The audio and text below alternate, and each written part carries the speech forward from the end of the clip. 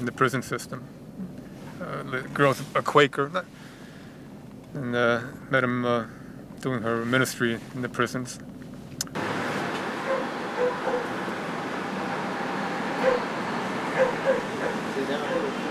Ray was a facilitator coordinator in Sing Sing, and I was a facilitator and met him 4 years ago.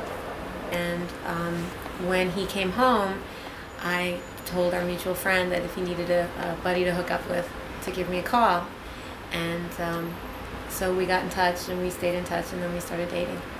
Having things progress through parole, from wearing the ankle bracelet to the ankle bracelet coming off, to the first time we were able to go away for the weekends, to getting his permit, to working towards his license, the frustration with job interviews. He has a real sense of stability about him that has been really impressive to watch. I got a new case being transferred to me. The guy is a drug dealer who runs drugs upstate New York. He's just out a little while. He doesn't know we're going to come visit him today. So we're going to go in and search his room. He doesn't know he's been transferred to me yet. We're going to search his room, see if we can find anything, you know, drugs or any kind of paraphernalia or weapons or anything. This graffiti stuff, it's a language these guys use, tags, nicknames. I think it's very interesting, actually. The mother of this parolee quickly begins to contest to parole officer John White's presence in her apartment.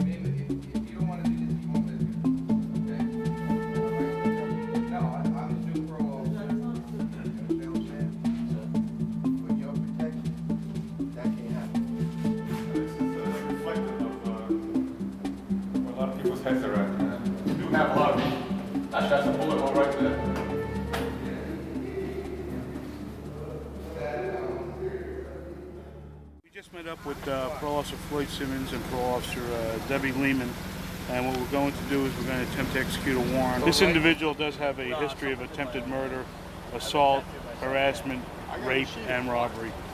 A Hispanic male in his late 30s, this parolee is wanted for multiple parole violations. The officers are here to search what is listed as his primary residence, his family's home, one of 2 residences they have for him. Once again, the parole officers are subject to searching the unknown, searching for someone who knows that being caught can return him to prison for a long time. Going back over to 4th Green because Warchuk has a convicted rapist who was arrested in Manhattan in a known drug location. So we're going to go over there and snatch him out of the house today. With his criminal history and parole officer John Zwarchuk's zero tolerance for convicted sex offenders, this parolee is quickly removed from his residence. A 42-year-old male who forced 2 women to watch each other while he brutally raped them. This parolee served 15 years in prison before being conditionally paroled. I received a call from John Rafael's ex-wife.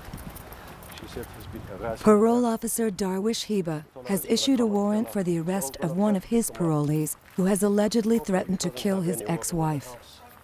A maintenance worker helps parole officers Heba, John White, and Floyd Simmons gain entry so they can attempt to remove the parolee from his apartment. John, open the door. Parole officer Barry Davis and senior parole officer Jim Cantino position themselves near the balcony exit in case the parolee tries to flee. John, open the door. It's Darwish. John, we're going to take the door down if you don't. After don't repeated open it. knocking Open the door. and calling fail, parole officer White attempts to remove the door knocker from the door. With gun drawn, Officer Heba covers him. Suddenly, the parolee emerges from his apartment and is quickly taken into custody. That's the way to be. Okay. All right, good job. Put your hands behind your back. All right, you're going to stand fast. We're putting the suspect into custody. This intense standoff ends safely, with the parolee transported to the Brooklyn House of Detention.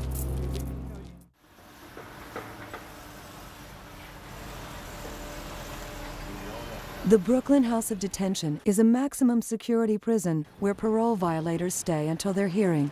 Depending on the outcome of these hearings, they will most likely be transferred to their assigned state prison to serve out their time.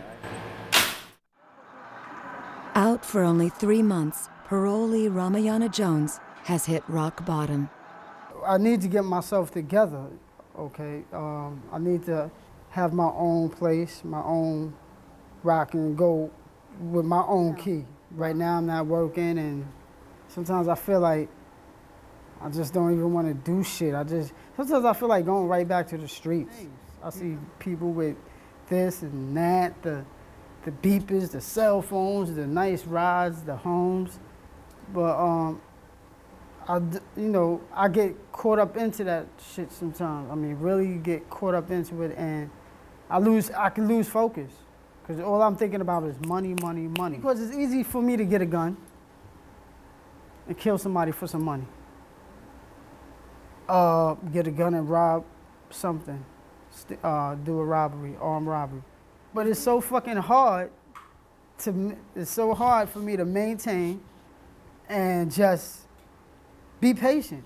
It's hard as fuck. Yo, I'm going through a fucking personality plus situation right now. I'm going through a learning experience right now that's crazy, crazy, crazy, because I just want to grab a gun and just kill something. I feel like it. Oh man, somebody come and give me $15,000, $20,000 to do a job. Man, I don't know what I'll do. I'm not gonna sit there and say I'm not gonna do it. I don't know what I'll do, man. On the final day of filming, our crew caught up with a few of the parole officers.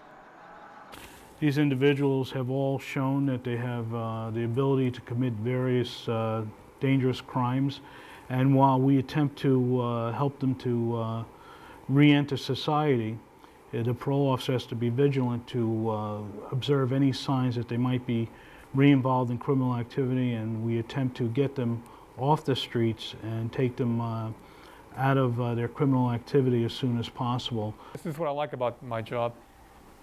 They don't all fall into this one category where they're all criminals. I mean, some of them come out, and with a little bit of luck, they end up staying trouble-free.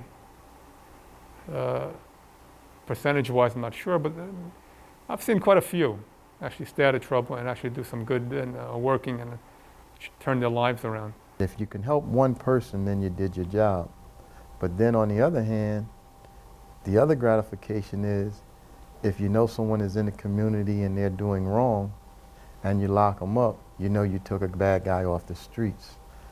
One of the things that really keep me motivated is to actually see the change that goes on in some of them. Even if it's only 1 out of 65, to see that one person move from someone who's committed a crime, who's taken account for that crime, who's done prison time for that crime, who's now come into the community and said to himself, you know, I'm going to do something different this time.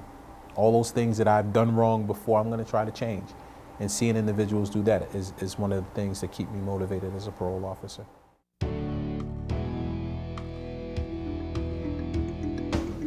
You know, you have a choice of either having these guys come out, which they're eventually going to come out, and have no type of supervision or no type of support, or having a mechanism whereby there are officers out there that are supervising them and trying to keep them following a certain line and trying to keep them on the straight and narrow. And that's what our job requires.